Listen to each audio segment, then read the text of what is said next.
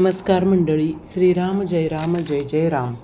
श्रीरामनवमी कशी साजरी करावी, रामाचे कोणते मंत्र, स्तोत्र, जप, पठण करावेत, जाणून घेऊयात ही सर्व माहिती आजच्या या व्हिडिओमध्ये. चैत्र शुक्ल नवमी ही प्रभू रामचंद्रांची जन्मतिथी आहे. अशा या शुभमुहूर्तावर प्रभू श्रीरामांचा जन्म झाला. राम आणि त्यांचे चरित्र आपल्या संस्कृतीला भूषणभूत आहे. राम आपल्या कुटुंबासाठी, धर्मासाठी आणि देशासाठी झटले. त्यांना मर्यादा पुरुषोत्तम म्हणून आपण गौरवतो. आजही त्यांचे गुणगान सर्वत्र भक्तिभावाने केले जातात. राजा दशरथाला संतती नव्हती. पुत्र कामेष्टी यज्ञानंतर त्याला राम, लक्ष्मण, भरत, शत्रुघ्न हे 4 पुत्र झाले. श्री रामचंद्र हे भावंडात वडील त्यांच्या या तिन्ही भावंडांनी वडिलकीचा मान राखून त्यांच्या आज्ञेत राहणं पसंत केलं. रामाच्या चरित्राला जी उज्ज्वलता प्राप्त होते ती तो आणि त्याचे कुटुंब यांनी परस्परांना जे सहकार्य दिलं, परस्परांचे मान आणि स्थान वाढण्यासाठी जो त्याग केला, कष्ट उपसले, याची कहाणी आहे. प्रभू श्री रामचंद्रांचा आदर्श आपल्या देशाने आणि संस्कृतीने चिरकाल बाळगला पाहिजे. चैत्र शुक्ल प्रतिपदेपासून नवमीपर्यंतचा काळ हा रामनवरात्र म्हणून ओळखला जातो. या काळात रामायणाचे पारायण करणे, रामाच्या चरित्राचे तसंच इतर काही धार्मिक ग्रंथाचं वाचन करणे असे विधी ठिकठिकाणी आचरले जातात. चैत्र शुक्ल नवमीच्या दिवशी रामाचा मध्यान्ही जन्म झाला असल्यामुळे गावोगावी असलेल्या राम मंदिरात त्यांचा जन्मोत्सव साजरा केला जातो. त्याला पाळण्यात घालून दशरथांना कुलभूषणा बाळा जो जो रे यासारखी पाळण्याची गाणी म्हटली जातात.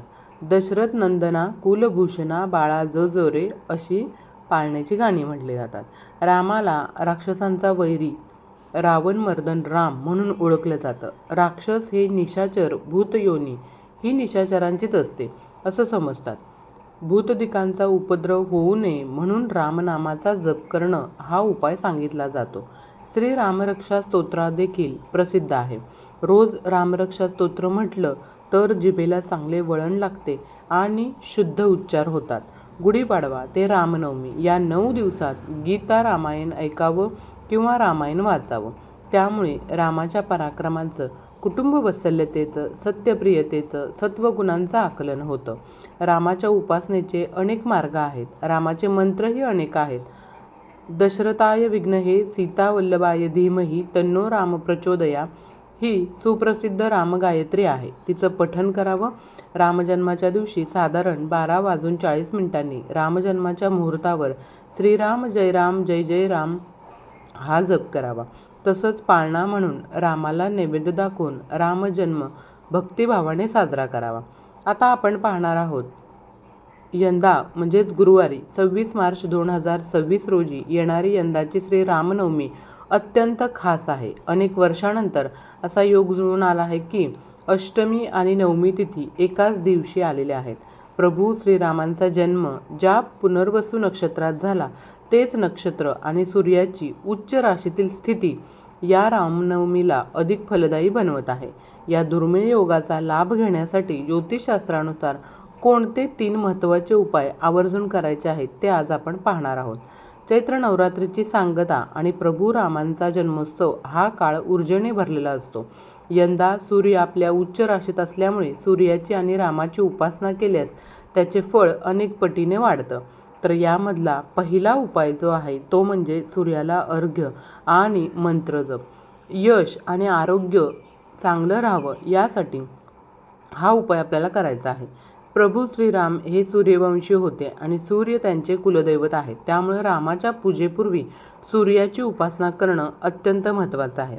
यासाठी काय करायचं आहे बघा. एका तांब्याच्या कलशामध्ये शुद्ध पाणी घ्यायचं. त्यात एक लाल फूल आणि थोड्या अक्षदा म्हणजेच तांदूळ टाकायचे आहेत आणि सूर्याकडे पाहून हे पाणी सूर्यदेवांना अर्पण करायचं आहे. आणि ते अर्पण करत असताना म्हणजेच अर्घ्य देत असताना एक मंत्र म्हणायचा आहे. तो म्हणजे ओम आदित्याय नमः या मंत्राचा 108 वेळा जप करायचा आहे. यामुळं आपली समाजात मानसन्मान वाढतो, कीर्ती वाढते आणि जुन्या आजारांपासून मुक्ती मिळून उत्तम आरोग्य आपल्याला लाभतं. त्यासाठी हा उपाय आवर्जून करा. त्यानंतर दुसरा उपाय तो म्हणजे तुळशीचा प्रभावी उपाय. हा उपाय तुम्ही धनप्राप्तीसाठी करू शकता.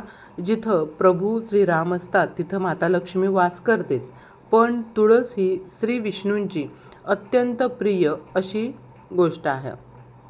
तर यासाठी तुम्हाला काय करायचं आहे बघा. पूजेच्या वेळी तुळशीची 5 पानं प्रभू श्रीरामांच्या चरणांपाशी अर्पण करा. पूजा संपन्न झाल्यावर ही पानं उचलून आपल्या घराच्या मुख्य उंबरठ्यावर दोन्ही बाजूला तुम्हाला ही दोन्ही पानं ठेवून द्यायची आहेत. कारण बघा, तुळस ही लक्ष्मीचं प्रतीक मानलं जातं आणि हा उपाय केल्यानं घरातील दारिद्र्य दूर होऊन धनवृद्धी होते आणि माता लक्ष्मीची कृपादृष्टी आपल्या घरामध्ये कायम राहते. आता यानंतर तिसरा उपाय तो म्हणजे विजय मंत्राचा जप. आता हा विजय मंत्राचा जप आपण कशासाठी करू शकतो, तर कार्यसिद्धीसाठी. श्रीराम जन्माची वेळ म्हणजेच दुपारी 12 ते 12:40 हा काळ ब्रह्मांडीय ऊर्जेनं भारित असतो. तर या काळामध्ये या 40 मिनिटाच्या कालावधीमध्ये शांत चित्तेने बसायचं आहे आणि श्रीराम जय राम जय जय राम, श्रीराम जय राम जय जय राम या 13 अक्षरी मंत्राचा किमान 108 वेळा जप आपल्याला या 40 मिनिटांमध्ये करायचा आहे. याला विजय मंत्र म्हटलं जातं. कितीही तुमची जुनी अडलेली कामं असतील किंवा कोर्ट कचेरीचे प्रश्न असतील तर या जपाने त्यातील अडथळे दूर होऊन मार्गी लागतील. तर मैत्रिणींनो, यावर्षी विशेष म्हणजे तुम्हाला लक्ष द्यायचं आहे की यंदा रामनवमी गुरुवारी आल्यामुळे गुरु, राहू किंवा इतर दोषांचा प्रभाव कमी करण्यासाठी हा दिवस सुवर्णसंधी आहे आणि प्रभू रामाच्या नामस्मरणाने तुम्ही मन शांत ठेवा आणि सात्विक आहार घ्या. तर व्हिडिओ आवडल्यास लाईक, शेअर, सबस्क्राईब नक्की करा.